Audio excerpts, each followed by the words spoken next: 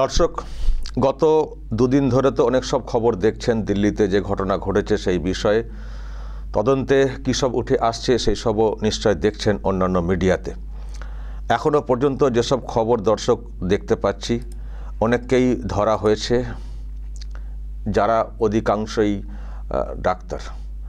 Doctor Muzammil, doctor Adil, doctor Shahin, doctor Umar, তারপরে doctor Mohiuddin, এক মারাত্মক ডাক্তার, চীন থেকে নাকি পাশ করে এসছেন। এখান থেকে একটা বিষ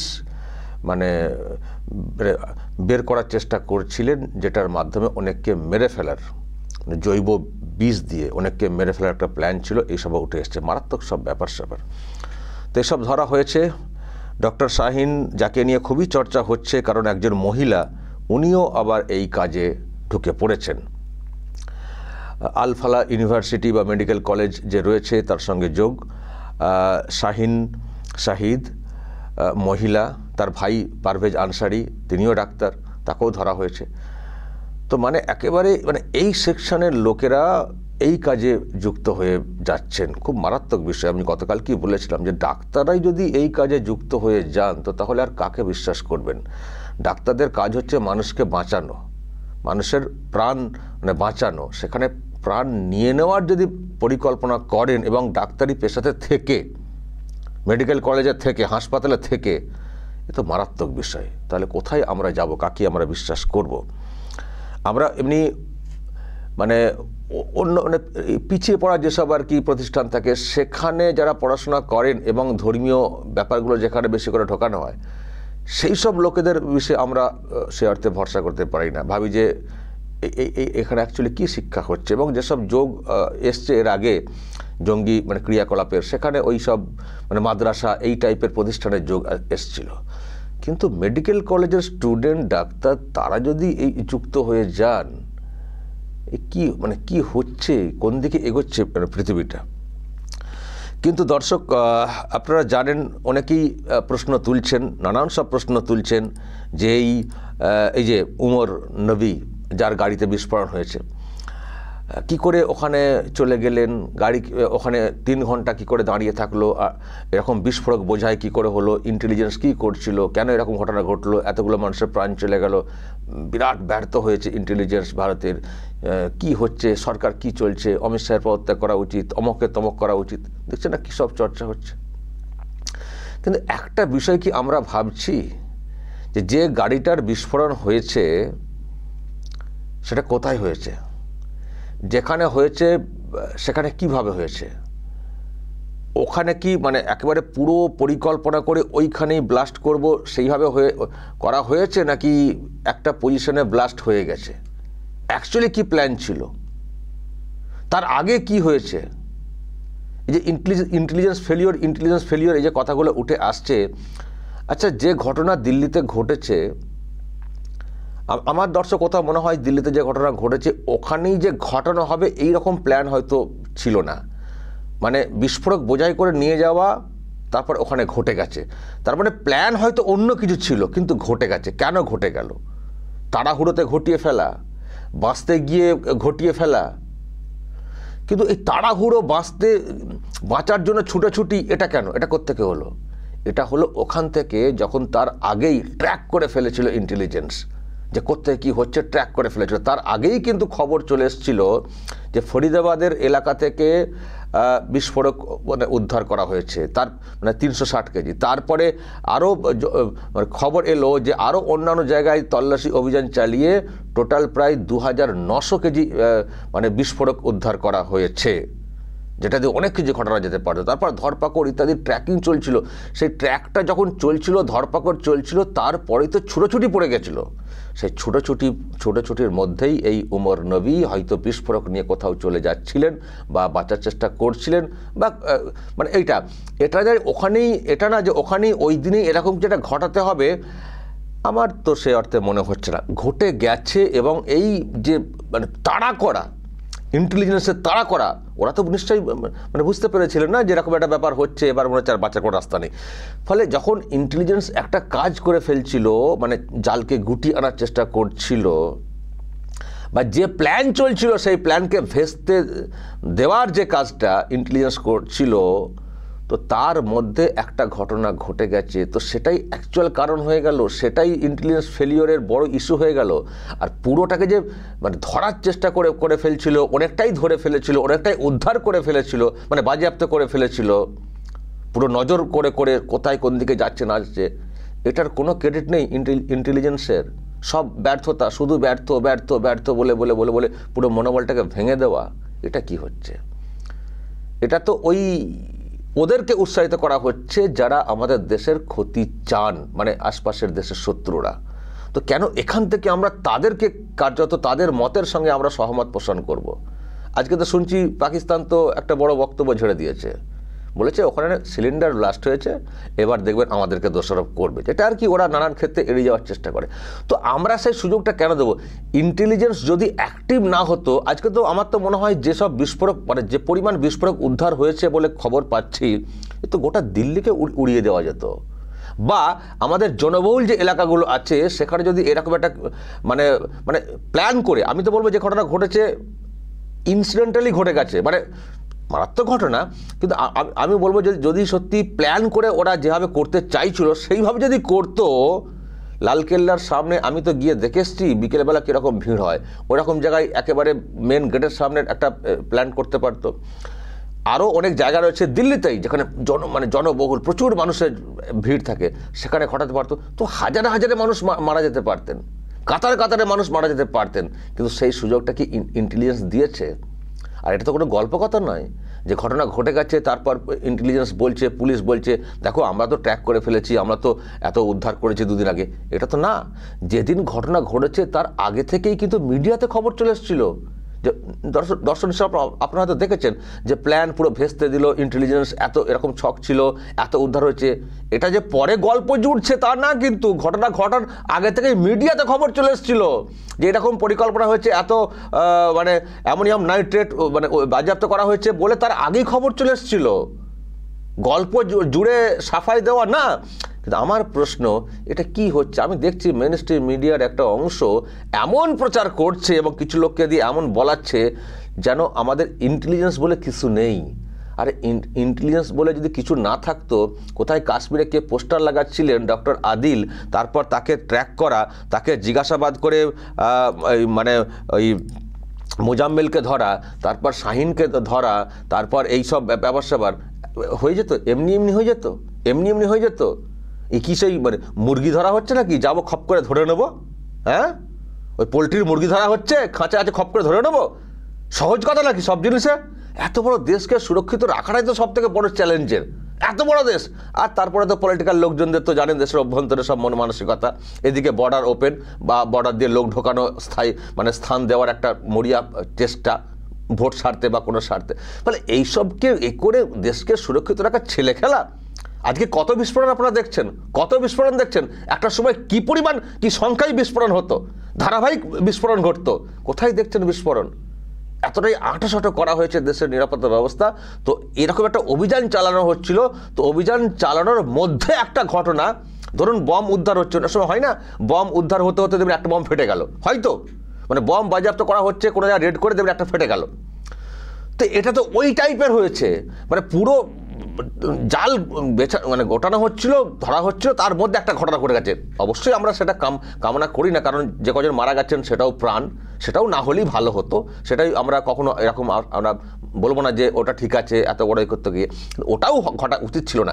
কিন্তু আমরা সেই ওটা কি ভাবছি যে যদি পুরো প্ল্যানটা করতে দেওয়া হতো তাহলে কি দাঁড়াতো বিষয়টা, তখন আমাদের মধ্যে হাহাকারটা কীরকম বিষয়টা হতো, তখন তো আরও একেবারে লাফিয়ে লাফিয়ে বলতেন না ইন্টেলিজেন্স ফেলিওর। তো এখন যখন ওই রকম বড় কোনো ঘটনাকে আটকানো গেছে, একটা ঘটনা ঘটেছে, আবার বলছি এটাও কিন্তু ঘটা কাম্য না, তো আমরা পুরো ইন্টেলিজেন্স ফেলিওর এইসব কথা কেন বলছি, কি জন্য বলছি, কি উদ্দেশ্য নিয়ে বলছি দর্শক? ভাবতে হবে, কারা এইসব বলছেন সেগুলো দেখতে হবে। আমি দর্শক এ নিয়ে আরও কথা বলবো। ব্রিগেডিয়ার দেবাশিস দাস আমার থেকে উনি আরও ভালো বুঝবেন। ওনারা যেহেতু মানে দীর্ঘদিন মানে কাজ করেছেন, ওনাদের কাছে এই বিষয়টা, এই ব্যাখ্যাটা কেমন লাগছে। সত্যি কি ইন্টেলিজেন্স একেবারে ফেলিওর? আমি ওনার কাছ থেকে ব্যাখ্যা চাইবো। আমি অনলাইনে নেওয়ার চেষ্টা করছি, পেয়েছি। ব্রিগেডিয়ার দাস, আপনাকে স্বাগত জানাই আরও একবার আরামবাগ টিভিতে। আপনি নিশ্চয়ই দেখছেন, শুনছেন, মিডিয়াতে একটা চর্চা হচ্ছে, আপনিও তো অনেক জায়গায় পার্টিসিপেট করছেন। আপনাকে এটা শুনতে কেমন লাগছে যে ইন্টেলিজেন্স ফেলিওর কি হচ্ছে, কি নিরাপত্তা দিল, মানে আপনি কি বলবেন আমি যে ব্যাখ্যাটা দিচ্ছিলাম? দেখুন, আমি আপনার সাথে সহমত। আপনি আপনার মতো করে বললেন, আবেগ নিয়ে এবং যুক্তি দিয়ে। আমি আমার মতো করে বলবো, আমার ব্যক্তিগত চাক্ষুষ এবং ব্যক্তিগত অভিজ্ঞতা থেকে। কারণ আমি দেশের কেন্দ্রবিন্দু দিল্লিতে ইন্টেলিজেন্সের কাজ করেছি 3 বছরেরও অধিক সময়, এবং যখন পার্লামেন্ট অ্যাটাক হয় তখন, এবং এই টেররিজম নিয়ে কাজ করেছি। আমার ভাগ্য ভালো ছিল, সেই সময় আমি অনেক মানুষের সংস্পর্শে এসেছিলাম, যাদের আপনারা নাম শোনেন, আইবি, মিলিটারি ইন্টেলিজেন্স তো আছেই।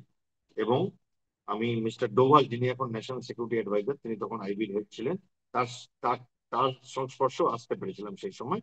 এবং আমি অনেকই জুনিয়র অফিসার ছিলাম, বাট তাদের কাজ করতে দেখেছি এবং নিজেও কাজ করেছি। তখন আমরা দেখেছি যে আমাদের কখন সকাল হতো, কখন সন্ধে হতো, বুঝতে পারতাম না। বাড়ির লোকেরা কমপ্লেন করতো, অফিস যাওয়ার কোনো টাইম থাকতো না, কারণ রোজই এমার্জেন্সি। আজকে এয়ারপোর্ট নিয়ে কোনো খবর এলো, কালকে রিজার্ভ ব্যাংক নিয়ে কোনো খবর এলো, এবং সেই খবরটা সবাইকে জানানো, সতর্ক করা, দিল্লি পুলিশকে জানানো। এবং অনেক অনেক ইন্টেলিজেন্স এজেন্সি থাকে, আইবি থাকে, থাকে, মিলিটারি ইন্টেলিজেন্স থাকে, বিএসএফ এর ইন্টেলিজেন্স এজেন্সি আছে, এবং রেভিনিউ ইন্টেলিজেন্স আছে। সমস্ত ইন্টেলিজেন্স একটা জায়গায় এসে জড়ো হয়, এবং সেইখানে অনেক সময় ডেইলি, অনেক সময় উইকলি, অনেক সময় বাইউইকলি কনফারেন্স হয়, আদান প্রদান হয়, খবরের এবং অ্যাকশন হয়। এটা একটা সিস্টেম। আপনি যদি আমাকে জিজ্ঞেস করেন এটা ইন্টেলিজেন্স ফেলিওর, তাহলে তো পৃথিবীতে সবকিছুই ইন্টেলিজেন্স ফেলিওর। আমরা আহ, যে বেঁচে আছি, আপনার সাথে আজকে যে আমি কথা বলছি, আমার বাড়ির লোকেরা যে রান্না করছে, বাজার করছে, খাচ্ছে, আপনার বাচ্চারা স্কুলে যাচ্ছে, সেটা তো ইন্টেলিজেন্স সাকসেস। যে আমাদের ওপর কোনো তো ইন্টেলিজেন্স সাকসেস কথাটা কেউ বলে না, কারণ ওটাকে আমরা গ্যান্টেড ধরে নিই। একটা দেশ যার মধ্যে এতগুলো বর্ডার, যার পাশে রয়েছে পাকিস্তান আর চীন, এখন জুড়ে হচ্ছে তাদের সঙ্গে আরেক আপদ বাংলাদেশ, সেইখানে সেই দেশটাতে এক একটা দিন যখন শান্তিপূর্ণ যায়, যে দেশে কোনো বোম ব্লাস্ট হয়নি, আমি মনে করি ইন্টেলিজেন্স সাকসেস। আমি মনে করি, আমার ব্যক্তিগত মতামত, কারণ আমি ওই দিকটায় ছিলাম। ফেলিওর বলে দাগিয়ে দেওয়া খুব সহজ।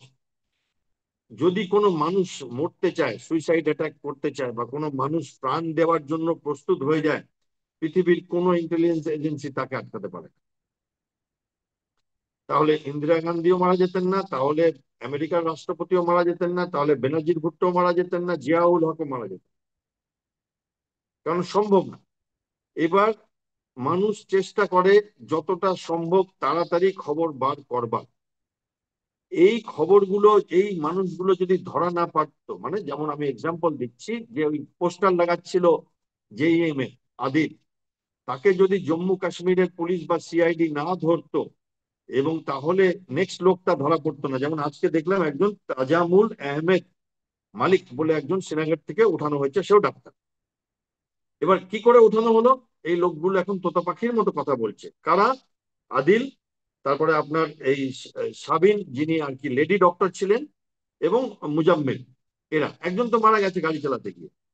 এবার উমর মোহাম্মদ, আর ওই মহিউদ্দিন, যিনি আপনি বললেন যে তেলেঙ্গানার মানুষ, এবং তিনি হচ্ছেন রাইসিন বলে কেমিক্যাল বানাচ্ছিলেন, বায়োলজিক্যাল ওয়ারফেয়ার, এবং চায়না থেকে এমবিবিএস করেছেন।